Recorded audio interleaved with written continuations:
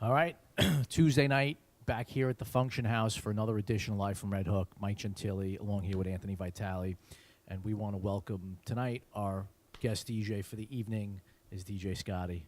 Thank you for having me. What's up, man? What's going on? Welcome. It's been a while. How you been? We here. Everything's good, you know. Staying busy. Make sure you're talking to the mic. Yeah.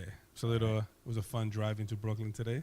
You've never been to this part before, right? It was definitely a little questionable driving in from Jersey, but you know, once we got into here, it was like, all right, it looks nicer. Sure, white people live here.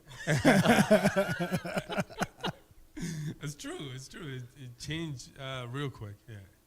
All of Brooklyn is regentrifying. It's little by little, everything is changing. different world over here today. Yeah. So what's up, man? So welcome to Redhook, man. Man, I was waiting for this text.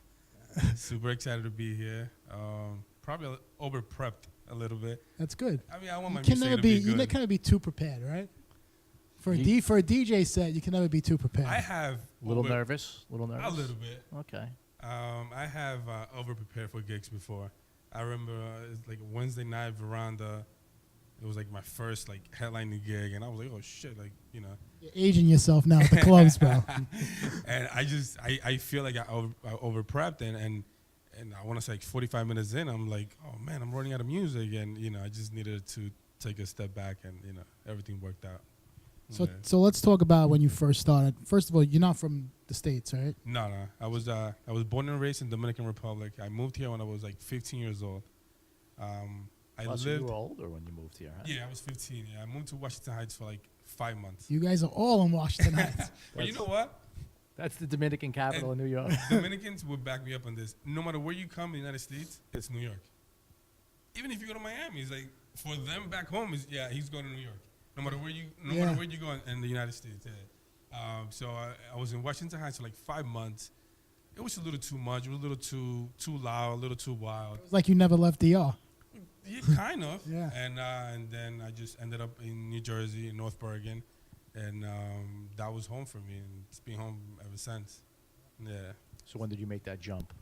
Was it like immediately after you came here, or you waited like a year or two before you went to Jersey? No, I was like 5 months. I was like, I was just waiting for a window to get out of there. And true story, I literally just went to my aunt's house, and I was like, she opened the door, and she was like, get me out of here. She was like, ¿Qué tú haces aquí? And I was like, yeah, I'm here. And I was there to stay. And, you know, I mean, I helped her out throughout the years. I have 2 younger cousins, and, you know, and mentality here in Dominican Republic. A 15-year-old here and a 15-year-old, well, back then in Dominican Republic was, you know, you're a little more mature. So, yeah, I helped out, and, you know, and that was home. So when was it when you got the bug to start DJing? I know you told me not to say anything, but we could talk about it. I want to say it was like 06, 07. We were doing a party in Cabo, Mexico, in Cabo, and I remember you, Big Ben, Jimmy Panzio. You guys were doing your, you know, house routine during your set, and I remember listening to Calabria, and you know, you weren't used to listening to that music, you know, really during those days, and I came home and I was like, man, I like this. I like this sound. And to go a little further, that same year, I went on vacation with my family.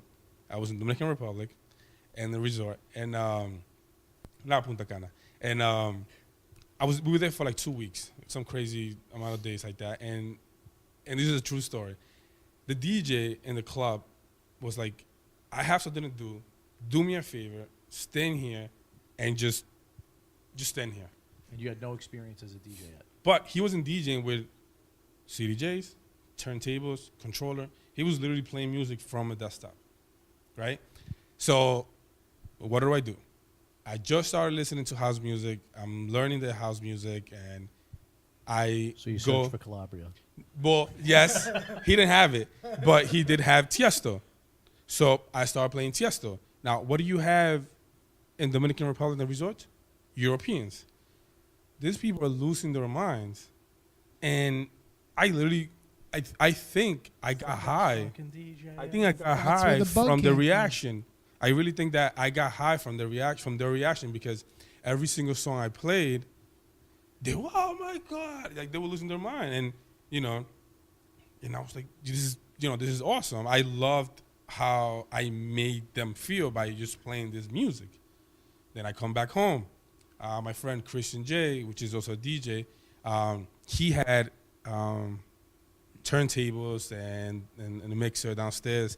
And, he tried to teach me how to DJ, but he had very short temper with me. So, like, it was like we'll fight about it.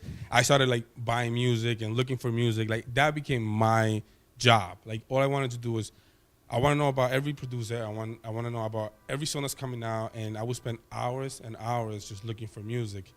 And then I, eventually I ended up getting my own stuff, and like that's really how I just fell in love with house music. So where'd you used to go to buy records? Online. I mean, Yeah, well, 2006. Yeah.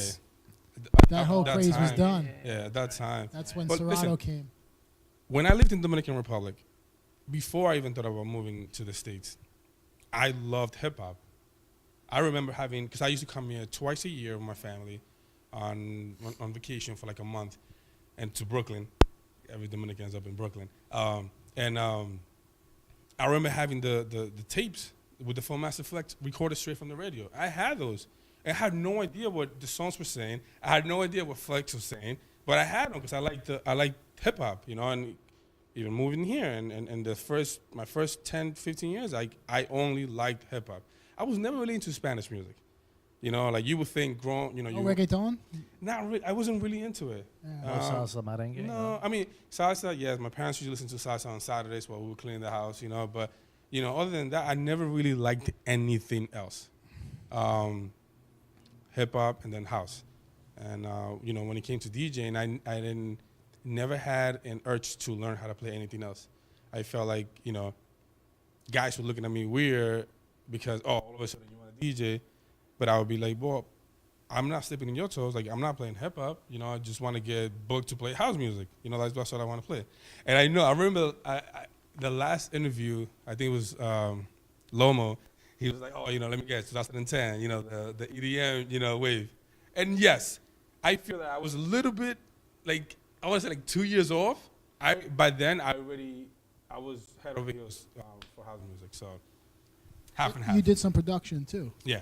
Yeah. So you worked on some records. Yeah, I signed a record to Atlantic Records, did a track for Chris Brown, and then I've done some production for myself. I was trying to, I shopped around to try to get signed, and it just didn't work out. And So is there any like future plans to do some more production? To be honest, I haven't. As you know, I'm getting married at the end of the year. Congratulations. So, thank bro. you. So Beautiful things have slowed down a little bit. Plus, the house music scene has slowed down a lot. Well, it's changed. I wouldn't say it's slowed down. It definitely changed. Yeah, well, I mean, definitely changed in New York. Yeah. I no longer have my out-of-town gigs. Well, yeah. I'm sorry. Let's refrain for that. It's slowed down tremendous in Manhattan. Yeah, but for it sure, moved. for It moved sure. to Brooklyn, and there's some really dope places Yeah. in Brooklyn that's banging out some great music. Yeah, Right now. and they're bringing a lot of good DJs. They're Yeah. bringing a lot of talent. And there's just so many different genres of house music now. Yes, So it's yes. like you have to like sort of pick your lane and figure out which lane that's going to be in terms of what you're going to play. Back then, when I was super busy, I was only booked to play progressive house, big room, and I got to travel a little bit for that, and which I'm very thankful for. But then now it's I'm being a little more selective, I guess, with the gigs that I take, and I'm playing a little more tech house. I remember opening for you at Highland Ballroom, and actually no, I remember one time I came into Highland Ballroom just to hang out, and you saw me and you were like, "You have your backpack?" And I was like, "Nah, I have it in the car." He goes, "Go get it." I get the backpack, I come back, and he's like, "Only play tech, only play tech." And I had Junior and Eric Virgil and Messina. They're looking at me like, and I'm looking at him, and he's like, it was always so much fun, so much fun. He hooked you up. That was cool. Oh, this guy was Good dude, man. This guy was amazing. I mean, I remember seeing him on the bill, like, oh shit, I'm DJing with Vitale. Oh, I know it's gonna be a great night.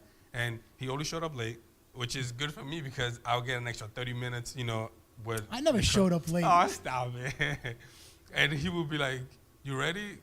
I always stayed behind with him, not only because I knew I was gonna listen to great music, but it was kind of like it was hanging out. He would always turn around and like have conversations and talk and you know, I don't know if he was trying to teach me. I wouldn't say teach me, but he would be like, watch this. And he would, you know, it was always a lot of fun. It was always a lot of fun. Yeah. Good plug. That was a good plug. That was a free one. So, So. like, who were some of the promoters that put you on in New York City? Well, I honestly think that if it wasn't for Eric Virgil, none of this would have happened. Because he was like knocking on everybody's door, like, yo, I got this guy. He's from Jersey, and he's good. So he kind of like put me in front of everybody. But Joe Messina was always like a guy that, you know, I would reach out directly and be like, yo, do you have anything? And I'm sure he was sick and tired listening to not just me, but Eric. And he would always give me, you know, a shot. No, but you have to be persistent. Oh, no, of course. Yeah. You know, but you have like the guys from Persistent, Queens. but not annoying, right? Yeah. Well, I mean, you know, I think I'm annoying sometimes. I remember texting you like 3 days later after you told me. I was like, yo, you were like, yeah, I got you. Yeah. No, but you have to do that because like Yeah. you're just gonna have that one day where it's just like, all right, fuck it, let's do it. Yeah. So I mean, you always also had the guys that fully equipped from Queens. Those guys always booked me. Whenever they had anything housey, they would always book me. The Jersey guys, right? Yeah, the guys from Iraq. Eero always looking me out. I text him so much. Who, He would- Eero? Yeah. That's my man. I know. But yeah, I mean, you know, like when those guys were doing Miami WMC, like, you know, I remember on the fly, it was like the best of both worlds, and me and Camilo. So they had me upstairs with the house and Camilo downstairs with the hip hop. Like, that was huge. And they probably didn't have to do that, but, you know, it was done, and, you know, I appreciate that. So look, I got to move into New York and surrounded by hip hop. What made you want to do the house music? Was it the reaction you got from the crowd? I think that's what it was. I just loved it, man. I loved the simplicity of it. I loved the sound. Like, honestly, like the trance that you would get sometimes, and I know you've done it. I know it's happened to you where you're listening to a track and I think there's something that house music does to you that no other genre does to you, which is you will listen to a song today, let's say we're in WMC Miami, and then you listen to the same song 2 years from now, and I guarantee you that it will bring you back to that rooftop. I know you hated that picture, but I like the picture. It will bring you back to that rooftop, and I really don't think any other genre does that to you. I also think it's when you also have a DJ that knows how to play the music, like, you know, like, because everybody could sort of play records. Yeah. But when you have that DJ who really knows how to position those records, it's even a better experience. For sure. You know? I enjoy listening to a lot of guys like Big Ben, amazing guy. DJ Ammo, also, I love the way he DJs. Loma was just here, you know, really good guy. DJ Brinca was someone that, you know, it's a little wild, but he's, you know, really good DJ. There's a lot of guys, you know, coming out of Georgia that are really good. What about house producers? Man, I was a huge Afrojack fan. I liked Afrojack. I liked Steve Angelo, Axwell, Dennis Ferrer. He was just here, you know, before. He was, you know, he's someone that, you know, he put out that track, I think it was 2009, Hey Hey, and it was the biggest track in WMC, and, you know, and then after that, it's just, you know, it's history. But yeah, you know, those guys were kind of where I kind of saw myself, like, all right, you know, I want to sound like this guy, I want to sound like that guy. But I never went too left, I never went too right, you know, kind of stayed like somewhere in the middle where I had my own style. And sometimes my friends would, you know, like, I'll be DJing at a club, and, you know, and if I got back on, they would be like, oh shit, Scottie's back on, just because of, you know, my style of playing. Eric Murillo being from Jersey, you know, also, I mean, I don't have to say anything about Eric Murillo. Eric Murillo is a superstar. Yep. Yeah. So you prepared something for us? Yes. Prepared something for us? I mean, I feel like what I did was instead of having everything, I compacted my music a little bit to things that I like to play.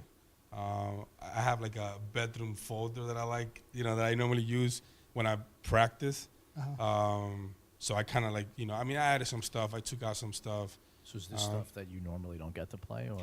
Yes, and that's one of the reasons I was excited and nervous, because I'm like, all right, I get to play the stuff that I normally don't play in the clubs. And you see, I asked on text, I said, I want at least 3 CDJs because, I use 2 to mix and 1 for my acapellas.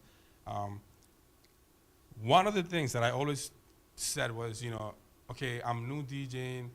All these guys say, the house music, now everybody wants to be a DJ. But I told myself how to play on CDJs. So I don't use a computer, which, a lot of people will say, you're cheating because you whatever.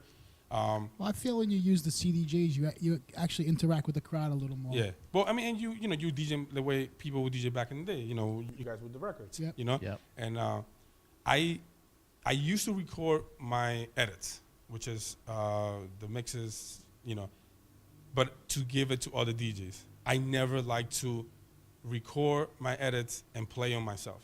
I like doing my own edits. I like playing them on the spot, as they come out. I remember like doing an edit. So and doing everything on the fly. Yes, I enjoy that more than playing something that I already pre-recorded at home. Like whenever I pre-recorded anything at home, I would send it to the guys, like to the open format guys. I'm like, yo, I got this for you. And they're like, oh shit, this is dope, and and they would play it like that. But me, I like to do it on the fly. I mean, edits. What was so cool back in the day with edits is like when you heard like a DJ who did their own edit. Before it was very easy to just go on the computer and chop stuff up and do it. It was just like you'd be on the dance floor and you'd be like, yo, what is that mix of that song that he's playing? Like it'd have like a different intro. It'd be the same track. They just chop it up in so many different ways. And that was what was so cool about the edit. And even till today, when you hear like a song that's just the original but chopped up differently, it's always a good. I enjoy doing that. I enjoy, sometimes I'll play 2 different tracks for 4 minutes straight, but if you know the song, that song is actually playing, but to you sounds a little different. And then I'll throw like some random words that I found that I think sounds good, and it just changed the whole dynamic of the song. So what program are you using to do that? Like when I DJ? When you make your edits? Honestly, I do them live. Like I'll plug in my Serato and I'll just record it straight there. And you record straight in Serato. Yeah, like whenever I used to record anything for my, let's say for my SoundCloud, and I know a lot of guys that would do their stuff on what is it called, Ableton, and they would chop up this and chop up that, and in my head I'm like, well, you didn't do that, you did it with the computer. Me, everything you ever heard from me on SoundCloud or anything was recorded from the first second to the 60 minute. It was straight up. No stopping. If I fucked up, I had to go back and restart or do it all over again. Right. So whenever to anybody out there, if you ever heard any of my stuff on SoundCloud, just know that it was recorded live the entire time, and there was no fixing. Everything was just. So there was no done. cheating, as you would call it. No, none of that. You must hate the sync button. Me? No, I never use it. Never. I mean, I just can't. So do you feel guilty? If what? If you were to use a program to make a mix or I never have. I saw my mother. I never have. No, I'm not saying you have, but I mean, like, if it was there, would you feel guilty to actually use it? Honestly, I wouldn't even know how to.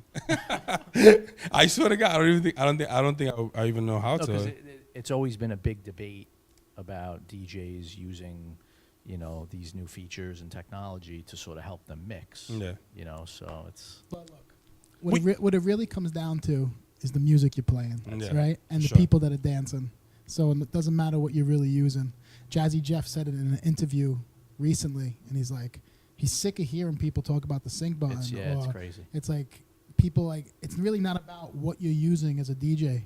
It's about the people that are dancing and making people dance. So whatever you're using, it's fine as long as they're sweating, dancing, having a good time. For sure. And he made a lot of sense. And since then, we haven't spoke about the sync button. Yeah. Since I mean, he made a ton of sense. And even with like some DJs are hesitant to give away their music to other DJs, and I get it. They don't want to give away their library, but even if you were to give somebody your whole library, this guy don't give any songs out. Stop, man. I'm gonna hit him with a list tonight. No, but I mean, like, even if you were to give one of us your library, I mean, it's all how the person uses that music anyway. So it's not like So basically, you got to leave those thumb drives here. Look. That's actually the unwritten rule when you play at the function. I'll tell you this. Oh, I mean, me and this guy, he can come to my house and be like, "Yo, I'm taking this one." But I'll be honest with you, man. I spend a lot of time looking for music, and I have guys like him Finesse. I remember after a gig, me and Finesse sat down, and we were just sharing music. You know what I'm saying? He wanted some of the house that I have. I don't think I wanted any other house that he had, but he had some stuff that I didn't have that he got from somewhere else. I still don't know from where, because they were really nice. But whatever, that's something else. But Finesse would never play a house track, so you got well, nothing to worry about. At that time, we were, we were sharing music, but I had a clique of guys that maybe to them were not a clique, but to me it was like, I like this guy, we're cool. So without them even asking, I'll be like, yo, I have this, I did this, here. Or if I play something, I saw that he liked that, I'll be like, yo, if you want to, just hit me up the next day and I'll send it to you. Yep. I have a quick story with him. I was opening up for him at a Highland Ballroom. He gets on, and like always, me and him always talk throughout his set. I don't know if I was bothering him or I was drunk, like, but he was always talking to me. And I told him about someone that I have just played with, like the week before, and how they were hiding their music. And he got like outraged. He was like, for real? He fucking sucks. Well, not him, but like the music sucks. The shit that he plays sucks. And then we even have a picture of him hiding the music. But I never really had a problem giving people music as long as you are within the people that, the DJs that I'm cool with. I told him before anything, I was like, if I play anything you like, just let me know so you can have it, because I know he likes the stuff that I play. I like everything. I want the whole chip. You got it. And we just added, we have like a music server upstairs that we just keep. I know that guy already took some from my other one. Yo, we appreciate you coming down, man. Hey, we're going to get you up on the decks, all right? We're going to take a tour. We're going to get him up on the deck right there. Peace.